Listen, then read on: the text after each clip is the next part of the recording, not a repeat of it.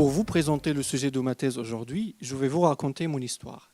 Après avoir passé 12 ans à Nantes pour faire mon master, j'étais tombé amoureux de cette charmante ville, à tel point que pendant les premiers mois de ma thèse à l'ERT Systemix, j'y y allais tous les week-ends.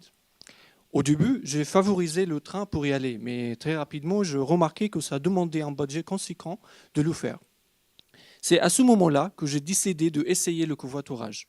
Mais sincèrement, l'idée de voyager avec des gens que je ne connais pas me faisait peur au début. Mais très rapidement, et après plusieurs expériences agréables, moi et mon compte en banque étions très contents de cette nouvelle alternative.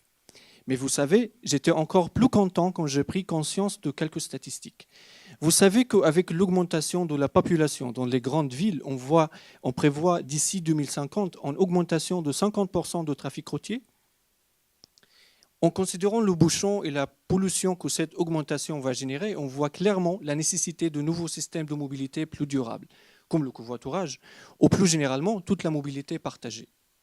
Quand je parle de la mobilité partagée, ce n'est pas seulement le partage de trajets de personnes qui ont le même itinéraire en même temps, il inclut aussi les marchandises. Alors, qu'est-ce que ça veut dire?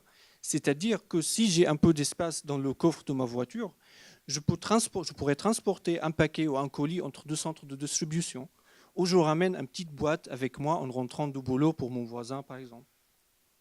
Ce concept d'intégration, il peut être aussi appliqué au transport en commun. Alors, le but de ma thèse, c'est de proposer des méthodes d'optimisation pour que cette synchronisation dans la mobilité partagée soit faisable.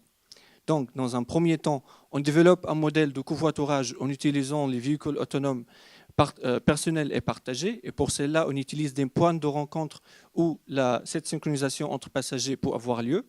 Et dans un deuxième temps, on développe un deuxième modèle qui combine les flux de passagers et de colis et qui optimise leur route. En conclusion, ce qu'on a obtenu comme résultat préliminaire montre clairement que si on partage nos voyages avec les autres, la distance globale couverte par les véhicules pourrait diminuer de 20%. Alors, dans un système de transport de futur, économiser l'argent en transportant des passagers, gagner une en transportant un colis, et la plus importante, participer à rendre notre planète green again. Merci.